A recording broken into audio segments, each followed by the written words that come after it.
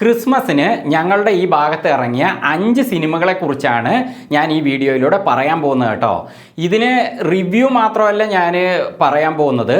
ഈ സിനിമകൾക്ക് എൻ്റെ അഭിപ്രായത്തിൽ, എൻ്റെ വ്യക്തിപരമായ അഭിപ്രായത്തിൽ ഓരോ സിനിമകളുടെയും സ്ഥാനങ്ങൾ കൂടി ഞാൻ പറയുന്നുണ്ട്. ഇത് എവിടുന്നെങ്കിലും കിട്ടിയ ഒരു ശാസ്ത്രീയപരമായ ഒരു ജഡ്ജ്മെൻറ്റിലൂടെയുള്ള ഒരു സ്ഥാനങ്ങളല്ല ഞാൻ പറയുന്നത്. എൻ്റെ വ്യക്തിപരമായ അഭിപ്രായത്തിൽ ഓരോ സിനിമകളുടെയും സ്ഥാനങ്ങൾ, 5 സിനിമകളുടെയും സ്ഥാനങ്ങൾ ഞാൻ പറയാൻ പോവുകയാണ്. അപ്പോൾ എൻ്റെ അഭിപ്രായം ആയിരിക്കില്ല ഒരു പക്ഷേ നിങ്ങൾക്കുണ്ടാവുക. അപ്പോൾ നിങ്ങളുടെ അഭിപ്രായങ്ങൾ കമൻറ്റിലൂടെ അറിയിക്കുക. ആദ്യം തന്നെ ഒരു കാര്യം പറയാം, ഇതേ കണ്ടൻറ് വീഡിയോ ഞാൻ ഇതിനു മുമ്പ് ഈ ചാനലിൽ അപ്ലോഡ് ചെയ്തിട്ടുണ്ടായിരുന്നു. പക്ഷേ ഈ 5 സിനിമകളിൽ ഒരു സിനിമയുടെ അണിയറ പ്രവർത്തകർക്ക് ഞാൻ പറഞ്ഞത് ഇഷ്ടപ്പെടാത്തത് കൊണ്ടായിരിക്കാം എനിക്കവർ കോപ്പിറൈറ്റ് തന്നു യൂട്യൂബിൽ. അങ്ങനെ ആ വീഡിയോ യൂട്യൂബിൽ നിന്ന് ഡിലീറ്റ് ആയിപ്പോയി.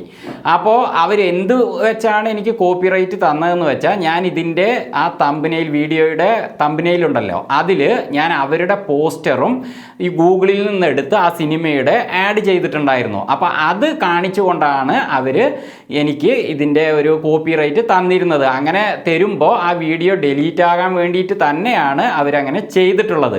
അപ്പോൾ അതിനെ സംബന്ധിച്ച ഒരു വീഡിയോ ഞാൻ ഇതിനു മുമ്പ് ചെയ്തിട്ടുണ്ടായിരുന്നു. അതിൻ്റെ ലിങ്ക് ഇതാ ഇവിടെ കാണുന്ന ഐ ബട്ടണിൽ കൊടുക്കുക. അതേപോലെ ഈ വീഡിയോയുടെ അവസാനം എൻഡ് സ്ക്രീനിൽ അതിൻ്റെ തമ്പനെയിലും വരുന്നതാണ്. അപ്പോൾ അതെന്താ സംഭവം എന്ന് അറിയാൻ താല്പര്യമുള്ളവർക്ക് ആ വീഡിയോ കണ്ടത് മനസ്സിലാക്കാം. അപ്പോൾ ഞാൻ ആദ്യത്തെ സിനിമയെക്കുറിച്ച് പറയുകയാണ്. വിടുതലൈ പാർട്ട് 2. വിടുതലൈ പാർട്ട് 1 ആദ്യം ഇറങ്ങിയിട്ടുണ്ടായിരുന്നു. അതിനുശേഷം നീണ്ട കാത്തിരിപ്പിനൊടുവിൽ വിടുതലൈ പാർട്ട് 2 ഇപ്പോൾ റിലീസായിരിക്കുകയാണ്. ഇതിൽ വിജയ് സേതുപതി ആൻഡ് കിഷോർ കുമാർ, ഇവർ മക്കൾ പട എന്ന തീവ്രവാദി സംഘടനയിലെ നേതാക്കളാണ്. ഇവർ കുറേ തത്വങ്ങൾ ഈ സിനിമയിൽ പറയുന്നുണ്ട്. ആ തത്വങ്ങളൊക്കെ തന്നെ റിയാലിറ്റിയുമായിട്ട് ബന്ധപ്പെട്ട നമ്മളെ ചിന്തിപ്പിക്കുന്ന നല്ല വിഷയങ്ങളാണ്. അപ്പോൾ ഇതിൻ്റെ ഡയറക്ടർ വെട്രിമാരൻ അതൊക്കെ നല്ല രീതിയിൽ തന്നെ ഈ സിനിമയിൽ അവതരിപ്പിച്ചിട്ടുണ്ട്. ഇവർ ഈ തത്വങ്ങൾ പറഞ്ഞ് കാണുന്ന പ്രേക്ഷകർ അവസാനം തീവ്രവാദികളായി പോകുമോ എന്ന് വിചാരിച്ചുകൊണ്ട് ഞാൻ തിയേറ്ററിലിരുന്ന് അറിയാതെ ചിരിച്ചുപോയി. കാരണം അത്രയും ഉൾക്കൊള്ളാൻ കഴിയുന്ന ആശയങ്ങളാണ് ഇവർ പറയുന്നത്. അപ്പം നിലവാരമുള്ള ഒരു സിനിമ തന്നെയാണിത്. പക്ഷേ ഈ സിനിമയിൽ വലിയൊരു മിസ്റ്റേക്ക് ഇവർ ചെയ്തു പോയി. അതെന്താണെന്ന് വെച്ചാൽ, ഇതിലെ ഈ മക്കൾ പടയിലെ തീവ്രവാദികൾ ട്രെയിനിന് ബോംബ് വെക്കുന്നുണ്ട്. അവർ ബോംബ് വെക്കുന്നതാകട്ടെ നിയമപാലകരെയും സർക്കാരെയൊക്കെ ഭയപ്പെടുത്താൻ വേണ്ടിയിട്ടാണ് അവരത് ചെയ്യുന്നത്. പക്ഷേ അത് പൊട്ടണം എന്ന് അവർ ഉദ്ദേശിച്ചിട്ടില്ല. പക്ഷേ അബദ്ധവശാൽ ആ ബോംബ് പൊട്ടുകയാണ്. പൊട്ടുമ്പോൾ ആ ട്രെയിനിലുള്ള ഒരുപാട് പേരുടെ ജീവൻ പൊലിഞ്ഞു. അപ്പോൾ ഇവരത് ന്യായീകരിക്കാൻ വേണ്ടി പറയുന്നത് ഞങ്ങളും അവിടെ പോയിട്ട് രക്ഷാപ്രവർത്തനത്തിൽ ഏർപ്പെട്ടു എന്നാണ്. ഇതൊരു കാരണമാണോ പ്രിയപ്പെട്ടവരെ? അപ്പോൾ തീവ്രവാദികൾക്ക് പരീക്ഷിക്കാൻ മാത്രമുള്ള ഒരു നിസാര വസ്തുവാണോ ജനങ്ങളുടെ ജീവൻ? അപ്പോൾ ഇവരെന്ത് ഈ സിനിമയിൽ കാണിച്ചിരിക്കണം? ഞങ്ങൾ ചെയ്തത് വലിയ തെറ്റാണ്, ഇതുപോലെ ആരും ചെയ്യാൻ പാടില്ല, അതുകൊണ്ട് ഞങ്ങളെ എന്തായാലും നിയമത്തിന് മുമ്പിൽ കൊണ്ടുവന്ന് ശിക്ഷിക്കപ്പെടേണ്ടവരാണ് എന്ന രീതിയിലുള്ള ഒരു ഡയലോഗെങ്കിലും ഈ സിനിമയിൽ വെക്കേണ്ടതായിരുന്നു. സത്യം പറഞ്ഞാൽ സിനിമയെ കണ്ട് തന്നെ പല സംഭവങ്ങളും ലോകത്ത് ചെയ്യുന്നുണ്ട്, ആവർത്തിക്കപ്പെടുന്നുണ്ട്, അത് നമുക്കറിയാം. അപ്പോൾ ഇത്തരത്തിലുള്ള കാര്യങ്ങൾ ഇതിൽ കാണിക്കുമ്പോൾ അത് തീവ്രവാദത്തെ പ്രോത്സാഹിപ്പിക്കുന്ന തരത്തിൽ ആയി പോവുകയാണ്. അപ്പോൾ അത് ഇവർ എന്തായാലും ഇവരുടെ ഭാഗത്ത് വന്ന വലിയൊരു മിസ്റ്റേക്കാണ്. ഈ സിനിമ തീവ്രവാദത്തെ പ്രോത്സാഹിപ്പിക്കുന്ന തരത്തിലായിട്ട് മാറിപ്പോയി. അതുകൊണ്ട് തന്നെ ഈ സിനിമയ്ക്ക് എൻ്റെ അഭിപ്രായത്തിൽ 5ാം സ്ഥാനം. ഇനി അടുത്ത സിനിമ ED എക്സ്ട്രാ ഡീസൻറ്റ്. ഈ സിനിമയിൽ സുരാജ് വെഞ്ഞാറമൂട് ഗംഭീര അഭിനയമാണ് കാഴ്ചവെച്ചിരിക്കുന്നത്. അങ്ങേരുടെ അഭിനയ മികവ് ഒന്നും പറയാനില്ല. കക്ഷി ഇതിൽ പൊളിച്ചിട്ടുണ്ട്. അങ്ങേരുടെ അഭിനയ മികവ് കൊണ്ട് തന്നെ ഈ സിനിമ ഒരു പ്രത്യേക രീതിയിലുള്ള സിനിമയാണ്. അത് ഞാൻ പിന്നെ പറയാം. അപ്പോൾ ആ രീതിയിൽ അദ്ദേഹം ഒരു നല്ലൊരു ത്രില്ലിങ് തന്നിട്ടുണ്ട്. നല്ല അഭിനയം, നമ്മൾക്ക് അദ്ദേഹത്തിൻ്റെ അഭിനയം ആസ്വദിക്കാൻ കഴിയുന്നുണ്ട്. ഒരു സൈക്കോ പോലെ അദ്ദേഹം ഇതിൽ ഡാൻസ് ഒക്കെ കളിക്കുന്നുണ്ട്. അതേപോലെ തന്നെ ഈ സിനിമയിൽ മറ്റ് ക്യാരക്ടറുകളും തന്നെ അവർക്ക് ലഭിച്ചിരിക്കുന്ന ആ വേഷങ്ങൾ വളരെ നല്ല രീതിയിൽ തന്നെ ചെയ്തിട്ടുണ്ട്. നല്ല അഭിനയ മികവ് എല്ലാവരും തെളിയിച്ചിട്ടുണ്ട്. അതേപോലെ ഈ സിനിമയുടെ ആദ്യം മുതൽ അവസാനം വരെയും ഒരുപാട് കോമഡി ഉണ്ട്. അപ്പം ഞാൻ ഫാമിലി ആയിട്ടാണ് ഈ സിനിമയ്ക്ക് പോയത്. അപ്പോൾ എനിക്ക് ഈ സിനിമ ഞാൻ ഇപ്പോൾ പറഞ്ഞ കാര്യങ്ങൾ കൊണ്ട് ഓക്കെയാണ്. പക്ഷേ എൻ്റെ ഫാമിലിയിലുള്ളവരൊക്കെ കുറേ ചിരിച്ചെങ്കിൽ അവർക്കിത് ശരിക്കൊന്നും അക്സെപ്റ്റ് ചെയ്യാൻ പറ്റിയില്ല. അതിൻ്റെ കാരണം എന്താണെന്ന് വെച്ചാൽ, ഈ സിനിമയുടെ കഥ ആ രീതിയിലാണ് ഉള്ളത്. ഇതിലുള്ള പോലെ ഒരു ഫാമിലി ലോകത്ത് എവിടെയും ഉണ്ടാവില്ല എന്ന് വേണമെങ്കിൽ പറയാം. വേണമെങ്കിൽ ക്രൈമുകളിലൊക്കെ നമ്മൾ പത്രത്തിലും ന്യൂസുകളിലൊക്കെ അറിയാൻ സാധ്യതയുണ്ട്. അല്ലാതെ ഒരു സാധാരണ ഫാമിലി തീർച്ചയായിട്ടും ഈ രീതിയിൽ ഉണ്ടാവില്ല. അപ്പോൾ ആ ഫാമിലി മാറ്റേഴ്സ് ഈ സിനിമയിൽ എൻ്റെ അഭിപ്രായത്തിൽ വളരെ മോശമായ രീതിയിലാണ് പോകുന്നത്. എൻ്റെ എന്നല്ല, ഈ സിനിമ കാണുന്ന എല്ലാവർക്കും തന്നെ അതറിയാം.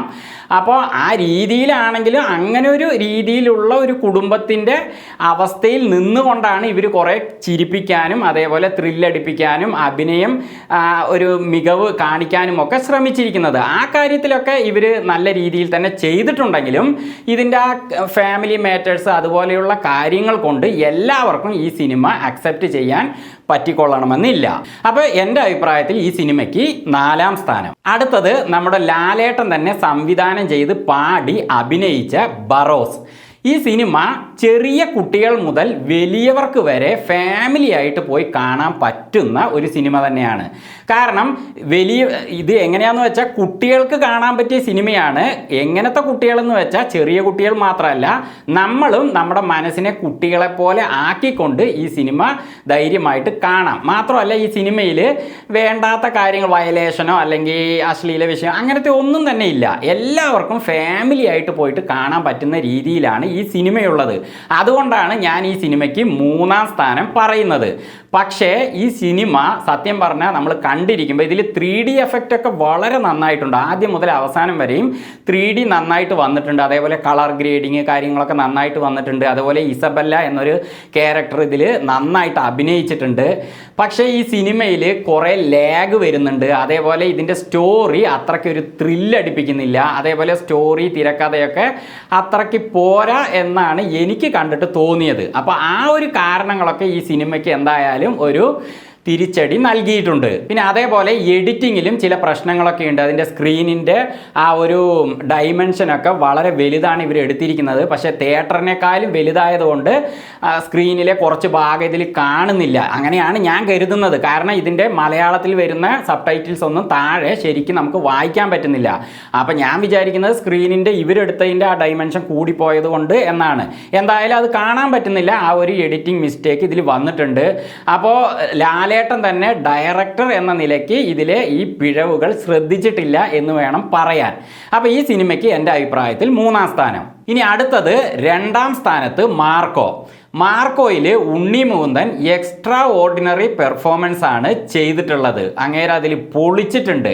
ആക്ഷൻ ആയാലും ശരി, ഒരു ഒറ്റയാൾ പട്ടാളമായി നിന്നുകൊണ്ട് 7ഓളം ആക്ഷൻ രംഗങ്ങൾ ഈ സിനിമയിലുണ്ട്. ശരിക്കൊരു ഹീറോയിസം അദ്ദേഹം അതിൽ ചെയ്തിട്ടുണ്ട്. ആ സിനിമ എനിക്ക് നന്നായിട്ട് ഇഷ്ടപ്പെട്ടു. അതിലെ ബാക്ക്ഗ്രൗണ്ട് മ്യൂസിക്, സോങ്സ്, അതേപോലെ എഡിറ്റിങ്, എല്ലാ കാര്യങ്ങളും തന്നെ ആ സിനിമയിൽ ഗംഭീരമായിട്ടുണ്ട്. പിന്നെ അതിൽ നല്ലൊരു കഥയുണ്ട് കേട്ടോ. ഒരു സ്ട്രോങ് കഥയുണ്ട്. പക്ഷേ അതിലെ ആക്ഷൻ കൊണ്ടും അതേപോലെ മറ്റ് സംഭവങ്ങൾ കൊണ്ടും ആ കഥ നമുക്കൊരു മങ്ങിയ രീതിയിലാണ് ഫീലിംഗ് ആ സിനിമ തരുമ്പോൾ നമുക്ക് കാണാൻ പറ്റുക. അപ്പോൾ അതെന്തുകൊണ്ടാണെന്ന് വെച്ചാൽ മറ്റു കാര്യങ്ങളൊക്കെ അതിൽ ഹൈലൈറ്റ് ആയിട്ടാണ് ഉള്ളത്. ശരിക്കും നല്ലൊരു സ്ട്രോങ് ആയ കഥയുണ്ട്. ശരിക്കും വിജയുടെ ഒരു പഴയ പടമുണ്ട്, ഇളയദളപതി വിജയുടെ. ആ പടത്തിൻ്റെ സാമ്യമുള്ള ഒരു കഥ തന്നെയാണ് ശരിക്കും ഈ സിനിമയിലുള്ളത്. ആ സിനിമ കണ്ടവർക്കറിയാം. ആ സിനിമയുടെ പേര് ഞാൻ പറയുന്നില്ല, കുറച്ചൊരു പഴയ പടമാണ്. അതിലുള്ള ഏകദേശം അതേ സാമ്യത ഈ സിനിമയിലെ കഥയ്ക്കുണ്ട്. ഈ സിനിമയിൽ എല്ലാ കാര്യങ്ങളും തന്നെ ഗംഭീരമാണ്. പക്ഷേ ഒരു കാര്യം മാത്രം ഇതിൽ ഓവറായിട്ടുണ്ട്. അത് എല്ലാവർക്കും തന്നെ അറിയാം. വയലൻസ് ആണ്. ശരിക്കും സെൻസർ ബോർഡ് A സർട്ടിഫിക്കറ്റ് നൽകിയ സിനിമയാണിത്. കാരണം 18 വയസ്സിന് താഴെയുള്ളവർ ഈ സിനിമ കാണരുത് എന്ന് അവർ നിയമപരമായി അറിയിച്ചിട്ടുണ്ട്.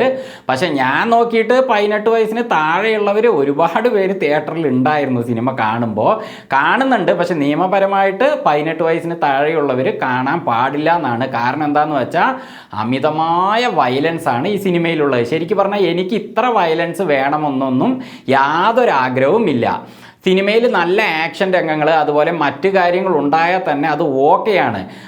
അതേസമയം കൊലപാതകം അതുപോലെയുള്ള സംഭവങ്ങളൊക്കെ വേണം, കഥയ്ക്ക് അതൊക്കെ വേണ്ടതാണ്. പക്ഷേ അത് എങ്ങനെ കൊല്ലുന്നു, എത്ര ക്രൂരമായി കൊല്ലുന്നു, അതൊക്കെ കാണിക്കണമെന്ന് എനിക്ക് വലിയ ആഗ്രഹമൊന്നും ഇല്ല. പക്ഷേ അത് അത്രയും വയലൻസ് വേണമെന്ന് ആഗ്രഹിക്കുന്നവരാണ് കൂടുതൽ പേരും എന്നാണ് ഈ സിനിമയുടെ വിജയം തെളിയിക്കുന്നത്.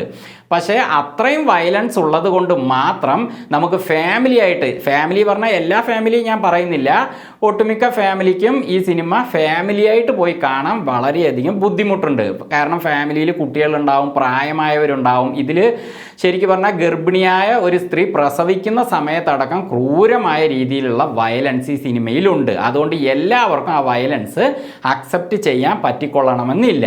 അതുകൊണ്ടാണ് മാർക്കോയ്ക്ക് ഞാൻ 2ാം സ്ഥാനം പറഞ്ഞത്. ഇനി 1ാം സ്ഥാനത്ത് നിൽക്കുന്നത് എൻ്റെ അഭിപ്രായത്തിൽ റൈഫിൾ ക്ലബ്ബാണ്. ഈ സിനിമ ഞാൻ 1ാം സ്ഥാനം തരാൻ കാരണം തന്നെ ഇത് ഫാമിലി ആയിട്ട് പോയി കണ്ട് നമുക്ക് എൻജോയ് ചെയ്യാൻ പറ്റുന്ന രീതിയിലാണ് ഈ സിനിമ അവർ എടുത്തിട്ടുള്ളത്. ഈ സിനിമയിൽ ഒരുപാട് ആക്ഷൻ രംഗങ്ങളുണ്ട്. അതേപോലെ ഇതിലൊരു ഫാമിലി കഥയായിട്ടല്ല ഇതുള്ളത്. പക്ഷേ പണ്ട് ഉപ്പുകണ്ടം ബ്രദേഴ്സ് എന്നൊരു സിനിമയൊക്കെ ഇറങ്ങിയിട്ടുണ്ടായിരുന്നല്ലോ, അതിൽ കുറേ പേര് ഹീറോ ആയിട്ടുണ്ട്. എന്നിട്ട് മാത്രമല്ല അതൊരു ഫാമിലി കഥ തന്നെയാണ്. അതേസമയം ഈ സിനിമയിൽ റൈഫിൾ ക്ലബ്ബിൽ ഒരുപാട് കുടുംബങ്ങളുണ്ട്. അപ്പോൾ ആ കുടുംബങ്ങളുടെ തമ്മിലുള്ള സ്നേഹം, അവരുടെ ഒരു സുരക്ഷിതത്വം, അതേപോലെ അവരുടെ കോമഡി, അങ്ങനെ ഒരുപാട് കാര്യങ്ങൾ ഈ സിനിമയിൽ അവർ ഉൾപ്പെടുത്തിയിട്ടുണ്ട്. അതുകൊണ്ട് തന്നെ ഈ സിനിമ കണ്ടിരിക്കാൻ ആർക്കും തന്നെ ഒരു ബോറടിയോ അല്ലെങ്കിൽ ഒരു വയലൻസിൻ്റെ പ്രശ്നമോ അല്ലെങ്കിൽ മറ്റെന്തെങ്കിലും ഒരു അശ്ലീലപരമായ വിഷയങ്ങളോ അതൊന്നും തന്നെ ഇല്ല. അതേസമയം സിനിമ വളരെയധികം ത്രില്ലിങ്ങിൽ തന്നെയാണ് അവസാനം വരെയും ഉള്ളത്. ശരിക്കും ഇതൊരു ഹോളിവുഡ് റേഞ്ചിലാണ് എടുത്തിരിക്കുന്നത്. ഹോളിവുഡ് മൂവീസ് ഉള്ള പോലെയാണ് ഈ സിനിമ ഉള്ളത്. ഇതിൽ ഇൻട്രോവലിൻ്റെ സമയത്തൊക്കെ ആകാശത്തേക്കൊക്കെ ഒരു വെടി പൊട്ടിച്ചിട്ട് അത് ആകാശത്ത് പോയിട്ട് പല കളറായിട്ട് വരുന്നത്, അതൊരു അടയാളം കാണിക്കുക എന്ന ഒരു അർത്ഥത്തിലാണ് അങ്ങനെ വരുന്നത്. അപ്പോൾ അതൊക്കെ ഹോളിവുഡ് സിനിമയിൽ നമുക്ക് കാണാനാകും. അതേപോലെ ഇതിലെ തോക്കുകളുടെ ആയുധങ്ങളുടെ ഉപയോഗം എല്ലാം തന്നെ ഒരു ഹോളിവുഡ് റേഞ്ചിലാണ് അവർ എടുത്തിരിക്കുന്നത്. നല്ല ത്രില്ലിംഗ് ഉണ്ട്, കോമഡി ഉണ്ട്, ആക്ഷൻ ഉണ്ട്. അതുകൊണ്ട് തന്നെ നമുക്ക് ഈ സിനിമ കണ്ടിരിക്കാൻ ഏതൊരു പ്രായത്തിലുള്ളവർക്കും വളരെയധികം അനുയോജ്യമായൊരു സിനിമയാണ്. അപ്പോൾ 1ാം സ്ഥാനത്ത് റൈഫിൾ ക്ലബ്ബ്, 2ാം സ്ഥാനത്ത് മാർക്കോ, 3ാം സ്ഥാനത്ത് ബറോസ്, 4ാം സ്ഥാനത്ത് ED എക്സ്ട്രാ ഡീസന്റ്, 5ാം സ്ഥാനത്ത് വിടുതലൈ പാർട്ട് 2. അപ്പോൾ എൻ്റെ അഭിപ്രായം ഇതാണ്. നിങ്ങളുടെ അഭിപ്രായം എന്തായാലും ചിലപ്പോൾ മാറി മറിഞ്ഞിരിക്കും. അപ്പോൾ നിങ്ങളുടെ അഭിപ്രായങ്ങൾ കമൻറ്റിലൂടെ അറിയിക്കുക. വീണ്ടും മറ്റൊരു വീഡിയോയുമായി ഞങ്ങൾ വരുന്നത് വരെ ഫ്ലേമിംഗ് തിങ്സിൽ നിന്ന് ബൈ.